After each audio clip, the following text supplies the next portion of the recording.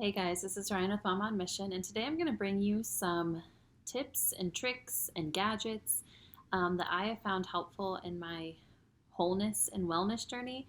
I don't really want to call it a fitness journey or diet or whatever. It's just things that have helped me really take care of my body, especially these past couple weeks when I've really buckled down and um, gotten a good grip on what I want that to look like and what priority I want it to have in my life.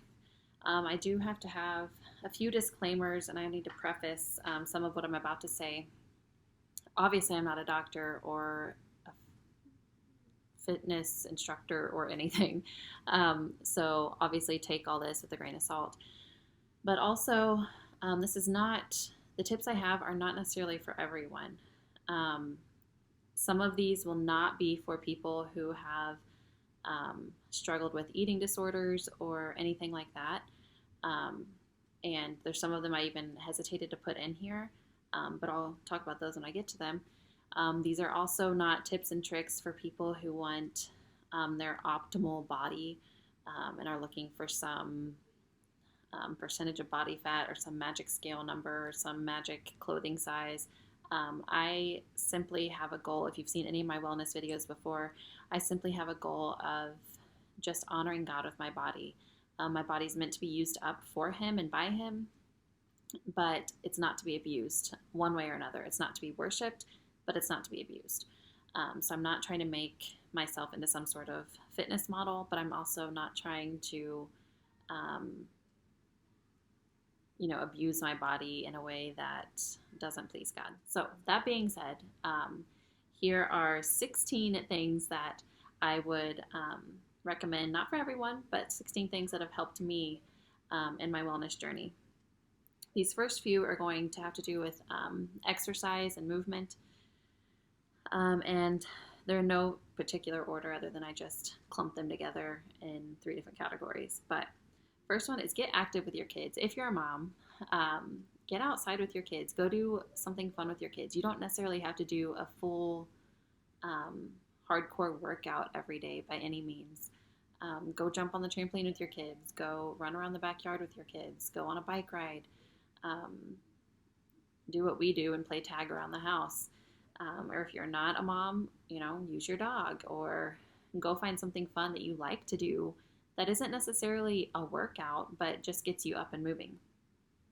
And to go along with that, I love my AirPods, which are wireless headphones. I can pop those puppies in, and I can, if I had a treadmill, I'd walk on the treadmill forever. But I don't. But I can pop those in and go on a walk, and it makes the walk or the run or whatever I'm doing so much less painful because I can have my mind on something else, whether that's worship music or an audiobook or a podcast. It just helps me take my mind off of, oh my gosh, when is this going to be over? Number 3, I would recommend making your chores fun. And this is something like when you feel like, oh, I just don't have time to work out. I have so many things to do. Well, what I have found is when I am doing my chores, especially mopping, vacuuming, things like that, if I can put my AirPods in or even just blast it over the speaker um, and blast some good music, some high energy music, I can break a sweat doing those things because I like to dance and I like to be goofy with my kids. Um, and it doesn't have to be a workout to benefit your body. Um, so make your chores fun, and that usually involves music for me, but maybe there's another way you'd like to do that. Number 4, I have these all jumbled up, so I gotta find number 4. Number 4, find good tennis shoes and put them on early in the day, especially if you're a stay-at-home mom. There's always that temptation to, I know moms who stay in your jammies all day, which no judgment here, but put your shoes on, especially comfortable tennis shoes, first thing in the morning, and it just makes it so much easier, one, to start getting productive earlier in your day, but two, when that song plays or when you're doing chores, it just makes it so much easier to move around and have fun and just get your body going. I would also recommend shoes that are maybe cute and comfortable, maybe not the best tennis shoes you have, but ones that like you can throw on with just about any outfit and be ready to go, but are comfortable enough that if you want to go take a brisk walk, you can, or dance or whatever you want to do. Number 5, I recommend finding a good route to walk around your neighborhood, or if you don't live in a neighborhood, out in the country, wherever. Just get out there and move. And like I said, it doesn't have to be a rigorous workout to benefit your body. I love just putting my AirPods in and going, and I kind of live in a small subdivision, but it's out in the country. So just walking the country roads at sunrise or sunset and just taking some time to breathe, it is so beneficial. And then you also, of course, have the benefit of getting that heart rate up and whatever. And then the last thing I would recommend for exercise is find a fun workout that you like, especially if you're a busy mom. Find a fun workout that you like that you can do at home, unless you have access to a gym and childcare and everything. But find one that you can do at home that you enjoy doing and that's not an hour, hour and a half long. For me, that has been through Revelation Wellness, or the Wellness Revelation.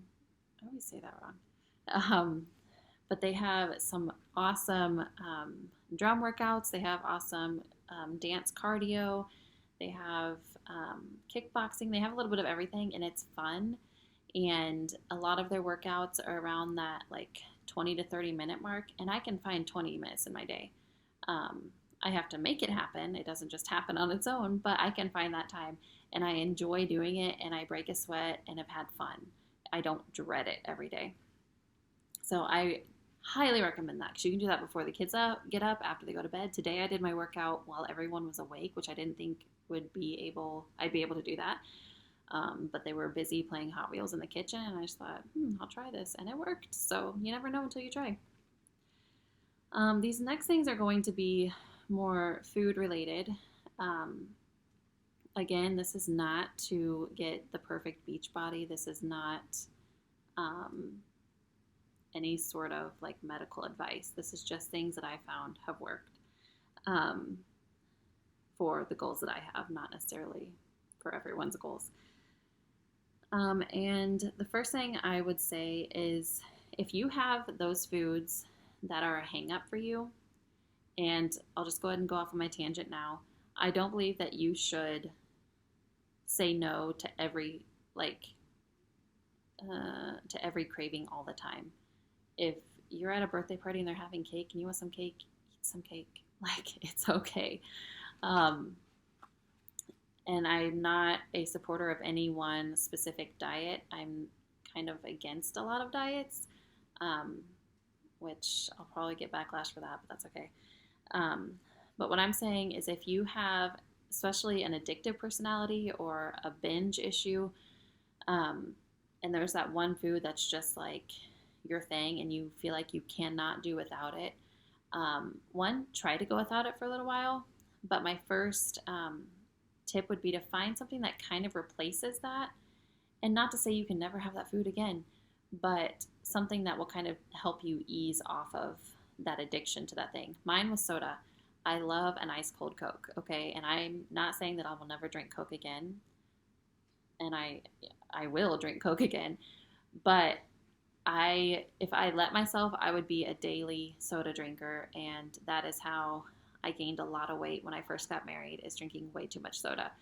Not good for your teeth, not good for you at all, but you don't have to give it up completely. And so my alternative for that is LaCroix, or I think it's called La Belle Vie or something at Aldi, or Bubbly. My favorite's actually Bubbly, but I only buy it when it's on sale because I'm cheap. The Aldi brand, the La Belle Vie, I think is what it's called. It's actually just as good as LaCroix to me. They don't have as many flavor options, so I tend to stick with that. And then if I see LaCroix or Bubbly on sale somewhere, I'll go and get that, because I prefer Bubbly, and LaCroix just has more flavors. But anyway, that's my one trick. I'm not saying you have to buy those drinks, but if you have, a super sweet tooth, okay, well, maybe buy some little pieces of dark chocolate and instead of getting a full-size candy bar every day, just make those little changes that, you aren't depriving yourself, but um, just making better choices and saving those um, big, Cokes and birthday cake and candy bars, for more treats, not daily things. So find alternate foods that will help you with your addictions if you have them. And number 8, I would say find an Aldi. You may not have those where you live, so just don't just go to whatever is convenient necessarily. But why I say Aldi is it's not the most convenient to us, but I can find produce there for so much cheaper than I can some of the bigger stores around here. And eating healthy is not always cheap. Like a lot of times, my husband complains like, why do you have so much produce? It's so expensive. But when we started shopping at Aldi, he didn't have such a problem with that. So I would just find a place where you can get produce for cheaper, because then you don't feel as bad when you're in the checkout line and scanning all that in and see your total. Number 9, along these same lines, I recommend having a garden. I am not a green thumb person, but I have a small raised garden bed, and I do tomatoes and peppers and some herbs and sometimes cucumbers. I didn't do them this year. And it makes me eat more produce because I feel bad that I waste it if I don't eat it. So, and it gets you outside, gets you in the sun, gets you moving a little bit. So double whammy there. Number 10, I would recommend grilling, because I'm the kind of person that I don't really care about meat and protein. Give me all the carbs and vegetables and I'd be happy.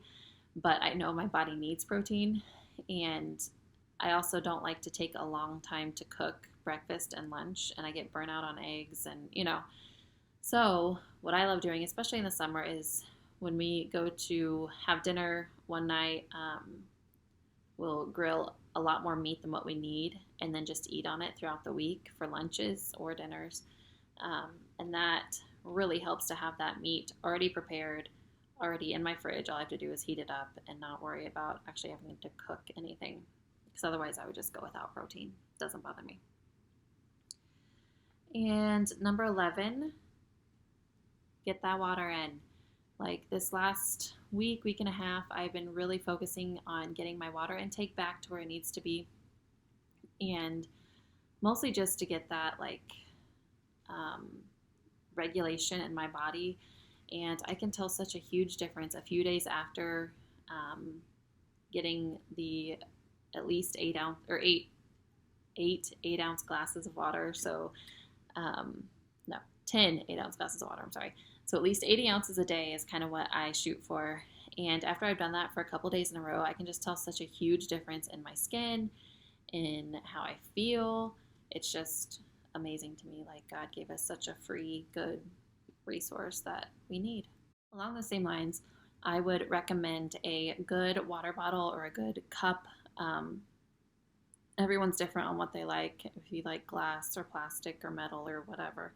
Straw, no straw. My personal favorite are the ones like these. This is just an Ozark Trail, kind of like a Yeti, I guess.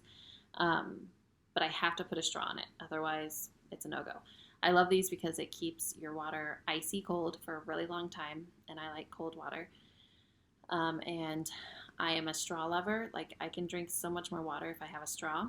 And these little squishy, I think they're actually smoothie straws, fit in here perfectly. And I just drink so much more water this way. I have a smaller one too. I also have Camelbacks and Contigos and stuff like that, and I don't mind those. But if I were just left with like a regular old glass all the time, I would not drink nearly as much water, and I know that. So find yourself a good water bottle that makes you drink more. Sometimes I like the like my hospital cups from having to be in the hospital with my kids. Because you can actually see the lines going down. So you're like, okay, I can just do one more chug and get down, and then you can kind of play those games with yourself. But so I switch back and forth between these styles, my Camelback and Contigo, and then my hospital cups. But everyone likes something different. But just find one that you can drink out of and get your water intake up. And then, let's see. Okay, these next things are things that are a little touchy because everyone is different. And these things can be very harmful to some people and very helpful to some people. So hear me out on each individual one before you tune me out.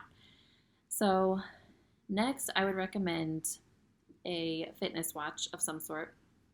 And this is not like a new or fancy one. Sorry, I'm trying to get back to my time. Mine, I can't even show you. There we go. Mine is just a Garmin, and it's a few years old. It's, I would love to have an Apple Watch, something like that, but that's just not what I have right now. But the only reason I recommend these is because it reminds you when you need to move. Like my move bars are full right now, meaning I need to get up and move after I film this. And it just helps you to be mindful of how long you're sitting, which is also good, not just for getting more activity in, but it's good for your circulation. It's good to just get out of, especially if you have a desk job or if you're even a stay-at-home mom and you're sitting folding laundry for a long time or sitting working on the computer like I do with YouTube and stuff. It's a good reminder just to get up and move. And of course they have steps counters and stuff. Just to find easy ways to keep your body going without even like a hardcore workout. It just reminds you to keep moving. The reason why I'm a little leery of these is because you can easily get hooked, not everyone again, but it's easy to get hooked on watching the calories burn because some of them, like this one, measures your heart rate and therefore tells you how many calories you've burned. And I've been in kind of the routine before of obsessing over how many calories I can burn in a day versus how many I eat. And that's not a healthy place to be for anyone. And again, I'll kind of hit on, I think there's a place in the world for people counting macros and calories and all this stuff. But I really think, this is just my opinion, I really think that stuff, while there needs to be people who understand that science and can help people with eating disorders, whether it be binging or anorexia or bulimia or whatever it is, help them get back to being healthy, I don't think that is something that needs to be used every day. I think that is where you can easily make fitness an idol. And personally, I just don't find any benefit in that. So there's my 2 cents. So I recommend these, but be careful with them. And if you know yourself and know that this would not be helpful to you because you would obsess, then don't get one. And then this next one is right along the same lines. I would recommend, if you are a person who is just getting on the wellness train, I guess you could say, and you are overweight or you eat too much, I would recommend getting a food journal, whether that be just a regular old notebook and write down what you eat every day, or whether it be something like MyFitnessPal, which is what I use off and on to keep track of what you're eating. The only reason I say this is because it is really helpful for people who want to get on this train, but they don't really know what they're doing wrong. They don't really know, they just mindlessly eat. I've been there, I've done that. Mindlessly drink soda, and they're just like, I don't know where to start. That's a really good place to start if you're looking to, if you actually need to lose some weight and get back into a healthier body. But that is not, I don't think that is for people who don't need to lose a lot of weight. Currently, I'm not using that because I kind of now know, okay, my typical patterns and how to break those. And so I don't feel like I need that right now. And hopefully I don't need it anymore. It just helps you to get to know your body. It helps you to understand the foods you're eating that really are destroying you. It helps you to understand the foods that are maybe not as healthy as you thought they were. It's just good to just get that whole picture of what am I eating and what is it doing to me But then after you get past that, after you start understanding that, I say do away with it, because it is an easy thing, just like this. It is super easy to get obsessed over, how much protein have I had today? Oh, how many calories have I had? Oh, I shouldn't drink this. I shouldn't eat that. And then it's just like you just become a slave to this, and it's pointless. Again, that's where it becomes an idol and not about it. And then the last two things I think are for everyone. Number 15 would be to get an accountability partner. And I do not mean someone who is going to drill sergeant you and track your every morsel of food. I'm simply talking about tell someone, anytime you go to do anything, whether it be health related or not, tell someone what your intentions are. Someone that you trust, someone that is on the same belief system as you, someone that can pray for you, someone that can tell you how it is if they think you're in the wrong.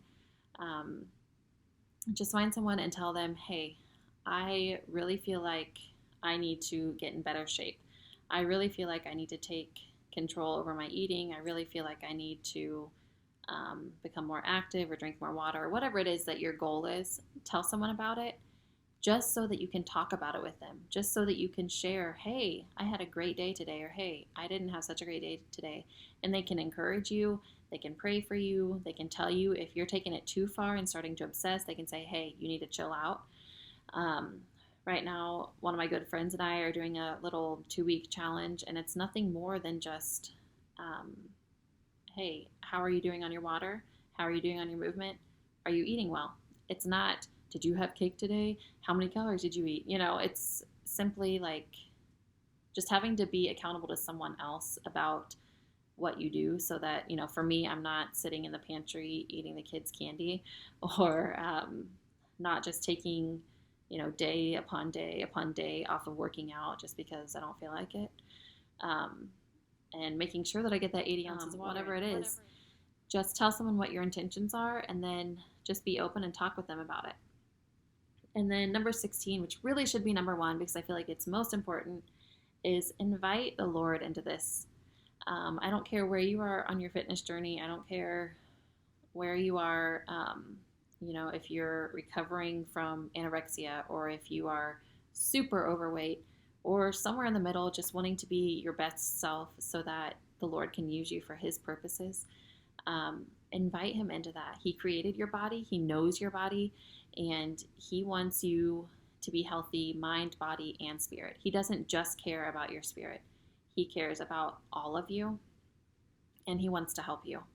And I'm not saying God's going to make you into a supermodel. That's not His plan for most people. If anyone, I think His plan is to be used up by Him, and He knows exactly how your body will best do that. And so just invite Him into that, pray, work out to worship music, and just ask God, when you feel like you're going too far one way or another, whether you started to obsess over your food and your exercise and your calories and all this, or whether you've, fallen off the bandwagon and have been gluttonous and lazy, just ask Him into this, because He's done it in my life, and I know He can do it in yours too. Just invite Him in to show you what you need to do, how you can honor Him with your body, just like you want to honor Him with your heart and with your mind. Just try to invite Him into this, pray, love on the Lord, and let Him love you and lead you in this journey. Anyway, I have a lot more to say on this, but I need to step off my soapbox because this is really long. So I thank you for watching, and I'll talk to you next time. Bye.